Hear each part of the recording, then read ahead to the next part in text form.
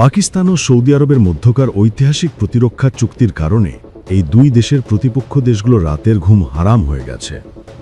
একদিকে পরমাণু শক্তিধর পাকিস্তান, আর এদিকে অর্থ সম্পদে প্রাচুর্যে ঘেরা সৌদির মিশেলে অবস্থা খারাপ হয়ে গেছে। ভারত ও ইসরায়েলের মতো দেশগুলোর পাকিস্তান ও সৌদির এই জোটে এখন থেকেই কাঁপাকাঁপি শুরু করে দিয়েছে ভারতীয়রা। গত 17 সেপ্টেম্বর উপসাগরীয় আরব দেশটির সঙ্গে প্রতিরক্ষা চুক্তিতে সই করেন পাকিস্তানের প্রধানমন্ত্রী শাহবাজ শরীফ। চুক্তির পর পাকিস্তান বলছে, দরকার হলে সৌদি নিরাপত্তার জন্য তাদের পরমাণু অস্ত্রের সুরক্ষা দেবে ইসলামাবাদ। এরপরে ওই সমঝোতা চুক্তি চুলচারা বিশ্লেষণে মেতে ওঠেন কূটনৈতিক ও আন্তর্জাতিক সম্পর্ক বিশেষজ্ঞরা। ইতোমধ্যে বেশ কয়েকটি ফ্ল্যাশ পয়েন্ট খুঁজে পেয়েছেন তারা। সেগুলো ভারত ও ইসরায়েলের রক্তচাপ কয়েক গুণ বাড়াবে। পাশাপাশি এই চুক্তির জন্য ভারত বড় বিপদের মুখে পড়তে চলেছে বলেও স্পষ্ট করেছেন তারা।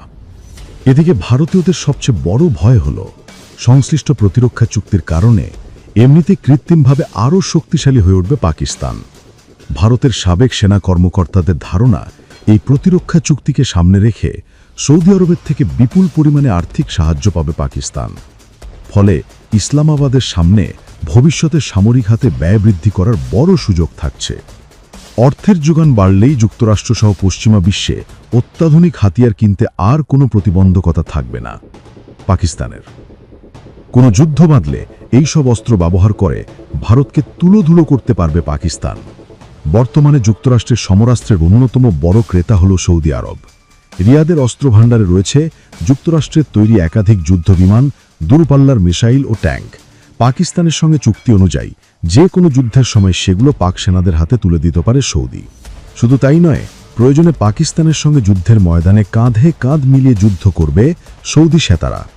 প্রতিরক্ষা বিশ্লেষকদের মতে আরব দেশটি খোলাখুলি সমর্থন পেলে পাকিস্তানি সেনা শক্তি কয়েক গুণ বাড়বে। তখন যুদ্ধ শুরু হলে ভারতের পক্ষে জবাব দেওয়া কঠিন হতে পারে, কারণ একসঙ্গে দুটি দেশের সঙ্গে লড়তে হবে ভারতকে।